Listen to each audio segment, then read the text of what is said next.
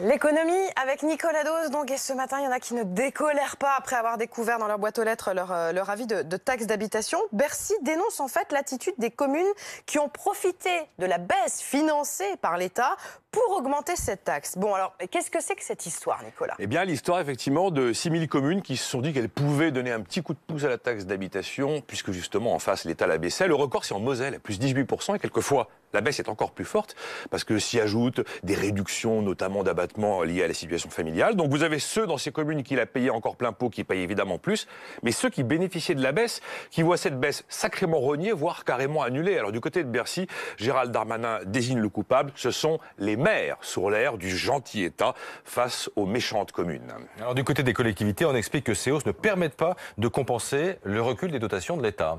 Alors, il est certain que depuis le début, les maires disent que cette suppression de taxe d'habitation n'est pas une bonne idée. Et c'est vrai que les dotations aux collectivités ont sacrément baissé. Après, il ne faut pas se leurrer. Les communes, les collectivités ont de vrais efforts à faire en matière d'effectifs des agents et en matière de masse salariale. Mais les faits sont têtus. Vous avez 3 sources de financement pour les collectivités. Vous avez les propriétaires avec la taxe foncière, les droits de mutation. Vous avez l'activité avec l'ancienne taxe professionnelle ou la taxe sur les carburants, et vous avez le revenu avec la taxe d'habitation. C'est la deuxième ressource des collectivités, la taxe d'habitation. 23 milliards par an. Ça ne se trouve pas sous le sabot d'un cheval. Et le projet du gouvernement, vous le savez, c'est qu'on la supprime pour 80% des ménages en 3 ans, et qu'en 2021, on la supprime totalement.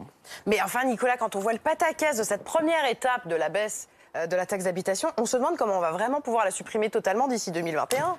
2021, 9 milliards de plus à trouver sur les 23 milliards. Mais attendez, les idées sont légion. On pourrait taper les propriétaires en augmentant la taxe foncière, par exemple, ou alors en augmentant la taxe d'habitation sur les résidences secondaires, car elles restent taxées à la taxe d'habitation. On peut aller taper les transactions immobilières en augmentant les droits de mutation, vous savez, les frais de notaire.